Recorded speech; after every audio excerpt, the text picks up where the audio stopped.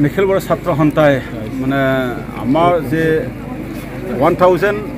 প্ৰাথমিক বিদ্যালয় চৰকাৰী প্ৰাথমিক বিদ্যালয় য'ত মানে ছাত্ৰ আছে য'ত মানে স্কুল বিল্ডিং আছে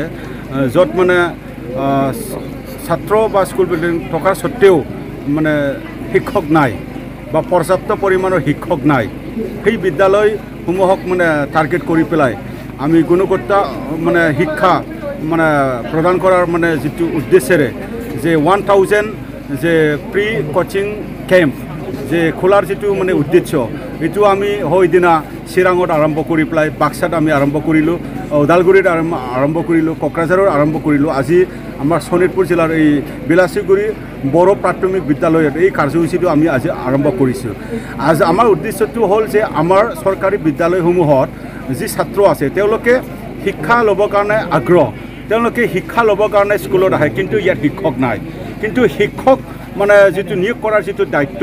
বা নিয়োগ কৰাৰ যিটো অথৰিটি এইটো চৰকাৰ হয় আমি চৰকাৰৰ ওচৰত আমি প্ৰশ্ন এটা উত্থাপন কৰিব বিচাৰিছোঁ যে ইয়াত মিড ডে মিল চৰকাৰৰ ফালৰ পৰা আহে ইয়াত স্কুল বিল্ডিং আছে ইয়াত ইউনিফৰ্ম মানে আছে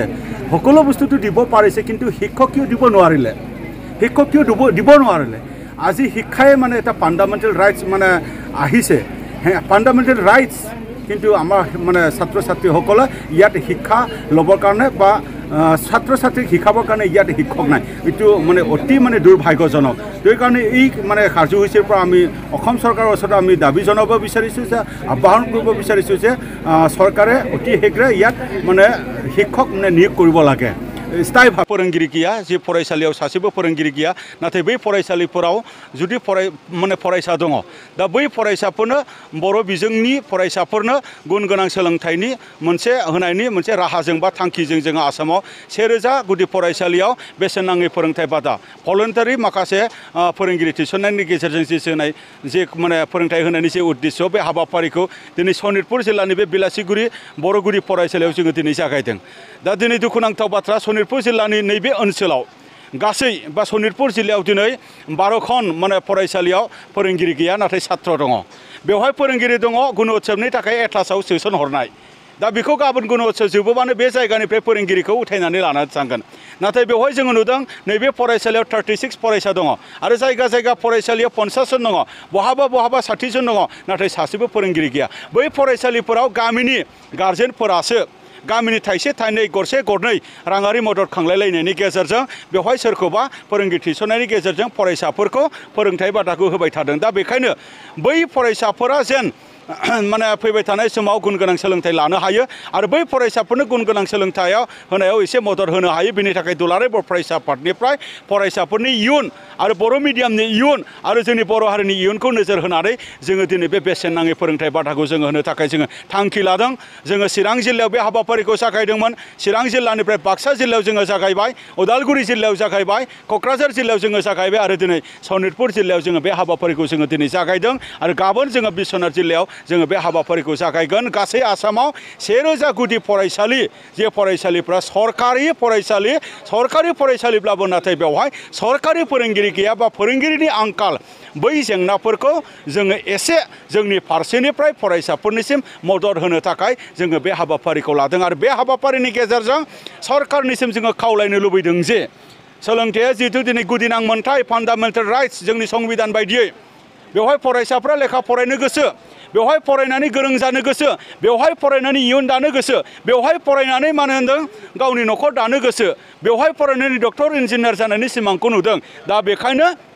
जोंनि सोलिबाय थानाय आसामनि सरकार बिथांमोना थाबैनो बैफोर फरायसालिफोराव फोरोंगिरि थिसननांगौ आरो सोलोंथाइजों सोमोन्दो थानाय जिखिनि जेंनाफोर बे जेंनाफोरखौ सुफुंनानै होनांगौ आसरित खोथा नोंथांमोना दिनै नैबे माने मिडियानि गेजेरजों बेखौनो बुंनो लुबैदों सरकारि फरायसालि बेवहाय मिड डे मिल सौफैयो बेवहाय इउनिफर्म सौफैयो बेवहाय मा होनदों स्कुल मेन्टेनेन्सनि थाखाय बोसोराव थाइसे थाइनै रां मदद हरनाय जायो बेवहाय स्कुल बिल्डिं दङ बेवहाय जल जीवननि बेवहाय आसुनि दङ नाथाय बेवहाय फोरोंनो थाखाय फोरोंगिरि हरनो हायिया दुखुनि रायजोफोरखौ जोङो बेखौनो बुंनो लुबैदों जे जों दुलाराय बर' फरायसा आफादा बेफोर जेंनानि थाखाय जोङो दिनै समाधाननि थाखाय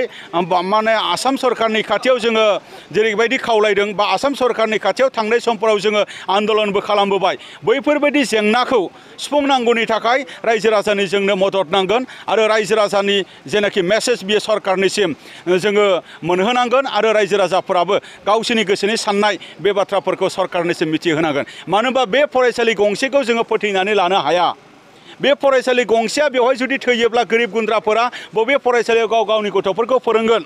आरो बे फरायसालिया जुदि थैनानै थाङोब्ला बर' मिडियामनि गंसे बेवहाय फरायसालि थैगोन आरो बे फरायसालिया थैनानै थाङोब्ला बेवहाय बर' मिडियामनि मोनसे बिजों थैनायनि बाथ्राफोराबो बेवहाय फैनो हायो दिनै जोङो खोनादों गंसेनि उनाव गंसे माने फरायसालिफ्रा थैलांबाय थादों बे थैलांबाय थानायनि जाहोनफोरा फरायसा गैयिनि थाखाय होननानै गोबाङानो बुंनो नागिरदों नाथाय बेवहाय गुदियै मा होनदों फरायसाया गैया जादोंब्ला दिनै बिमा बिफाफोरा फोरोंगिरि गैयि फरायसालियाव गावनि गथ' गथायफोरखौ हरनो गियो गावनि गथ' गथायफोरनि भबिष्यतखौ नायनानै गियो बिनि थाखायनो फरायसाफोरनि बिमा बिफाफोरनि मोनसे कन्फिडेन्स बिल्डिंनि थाखाय गंफ्रोमबो फरायसालियाव थोजासे फोरोंगिरि थानांगोन अब्लासो नैबे फरायसालियाव फरायसा थागोन फरायसा थायोब्लासो बेवहाय बे माने मा होनदों फरायसालिया थांनानै थागोन दा बेखायनो बिमा बिफानिसिम मोनसे खावलायनाय जोङो खौसेयैनो नैबे फरायसालियाव फोरोंगिरि मोननांगौनि थाखाय जोङो नांनांगोन आरो बे फरायसालिखौ जोङो फोथैनानै लानो हाया गाव गावनि गथ'फोरखौ जोङो